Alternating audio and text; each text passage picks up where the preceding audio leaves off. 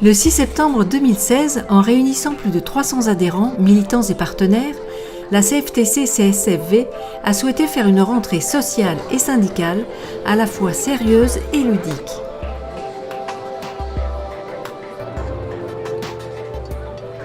Entrecoupé de sketchs d'improvisation, le discours du président témoigne d'une nouvelle approche du syndicalisme et de ses valeurs. Retour sur cette garden party devenue au fil du temps un incontournable des événements fédéraux. Je voudrais bien sûr remercier de tout cœur les femmes et les hommes délégués de la CFTC. Et je voudrais vous remercier parce que vous n'avez jamais, on a battu un record aujourd'hui, jamais de toute l'histoire des garden parties de la fédération, nous n'avons été aussi nombreux. Évidemment, en tant que délégué CFTC, on est au service de nos collègues, on est à la disposition de nos collègues, souvent au détriment de notre vie personnelle et familiale, parce que quand un collègue nous appelle, il ne sait pas forcément si on est en repos ou si on est en vacances, en congé. Donc merci. Et souvent, effectivement, il arrive aussi que nos collègues oublient de nous remercier pour les actions qu'on mène pour eux. Mais c'est pas grave. L'essentiel, c'est de servir son prochain. Et c'est bien sûr la particularité de la CFTC, c'est d'être proche de chaque salarié, sans le juger, mais en acceptant tel qu'il est. Donc merci à vous tous, au nom de tous ceux qui oublient de vous dire merci. Sur la loi travail, on vous a préparé un document qu'on vous remettra, je crois, à la fin. Donc vous voyez, parce qu'il y a beaucoup d'idées reçues sur la loi travail, on vous demande justement de vous faire vous-même une idée ce que c'est la loi travail à travers un document qui explicite effectivement ce que la loi travail comporte.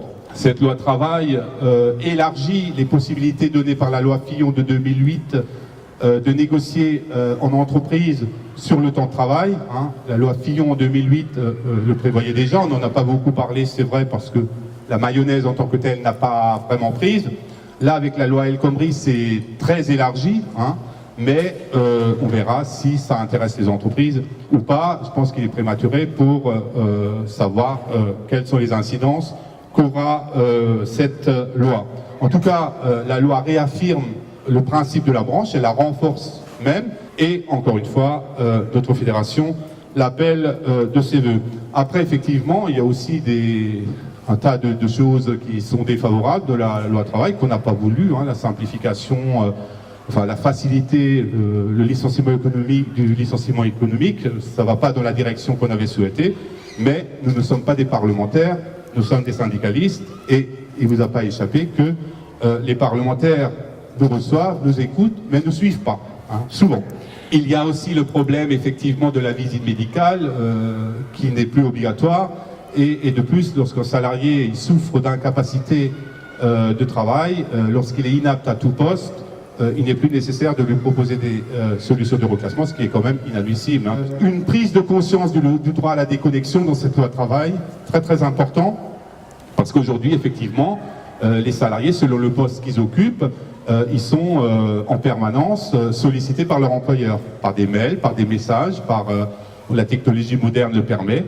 Donc le droit à la déconnexion, ça doit permettre à chaque salarié, à un moment donné, de dire stop, je ne suis pas maintenant à la disposition de mon employeur. Vous savez que la CFTC est très attachée, très attachée à une vraie conciliation entre vie professionnelle et personnelle.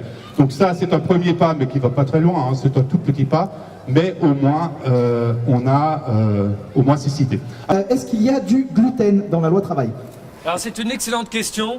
Et je tiens à rassurer toutes les personnes qui ne mangent pas de gluten, la loi travail n'en contient absolument pas.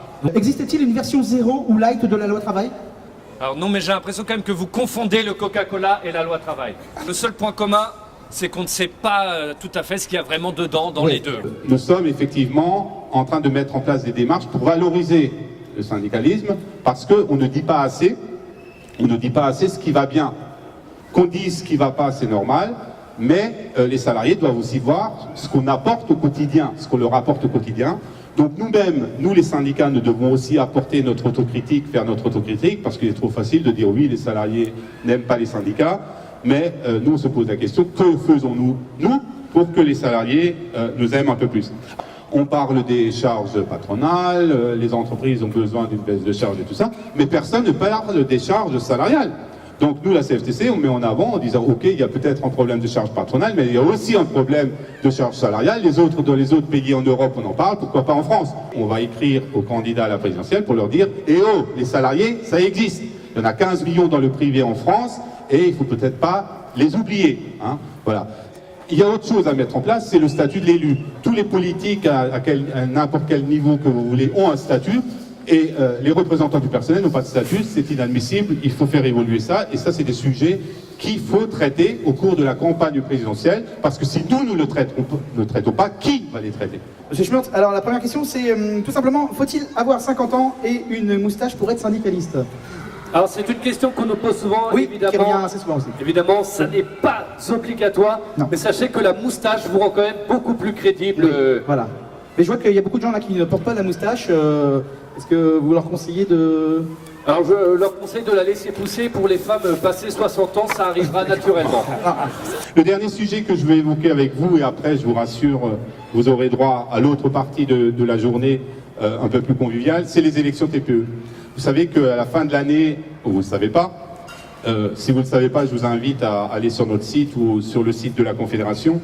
Les élections TPE sont des élections très importantes. Pourquoi? Parce qu'elles vont permettre à 5 millions de salariés, c'est de leur permettre aussi de ramener, de dire ce qu'ils ont sur le cœur et de voter pour une organisation syndicale. On a un site qui s'appelle CFTC TPE, nous avons des sites dédiés, nous avons décidé à la Fédération de faire une campagne de proximité, c'est-à-dire pas de grands blabla, des discours à n'en pas finir comme font les autres syndicats, une campagne de proximité, c'est-à-dire qu'on écrit, et ça fait 3 fois qu'on l'a fait, à tous les salariés relevant de notre fédération et qui travaillent dans une toute petite entreprise, pour leur dire effectivement qu'on veut les associer à la vie sociale. Voilà. Donc on a créé un forum participatif où les salariés posent des questions et notre service juridique nous répond sous 24 heures. Et après les élections, on compte faire perdurer ce système puisqu'on compte à chaque négociation de branche associer les salariés en disant quelle est votre vision, quels sont vos besoins, quelles sont vos attentes. C'est un meilleur moyen, effectivement, de montrer aux salariés des TPE que non, il n'y a pas que les grandes entreprises où il y a du dialogue social, et pour faire en sorte que la CFTC soit visible. Parce que la CFTC n'est forte que par votre travail dans vos entreprises.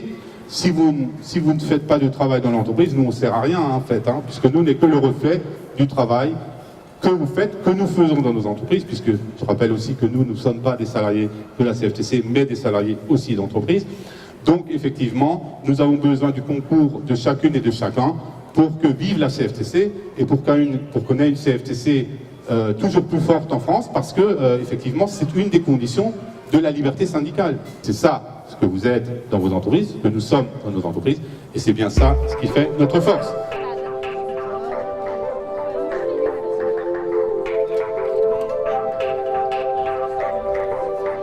Est-ce qu'il y a des points qui vous ont semblé plus intéressants que d'autres?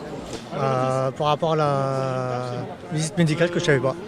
Ah, très bien. Moi, j'ai trouvé qu'il était très bien. Il a su ménager la chèvre et le chou sur la loi travail. Aussi sympathique et dans une bonne ambiance. La loi travail, la nouvelle organisation du syndicat, la manière dont il fallait briefer les futurs éventuellement adhérents. J'adhère totalement parce que bon, ce qu'il dit, c'est la pure vérité.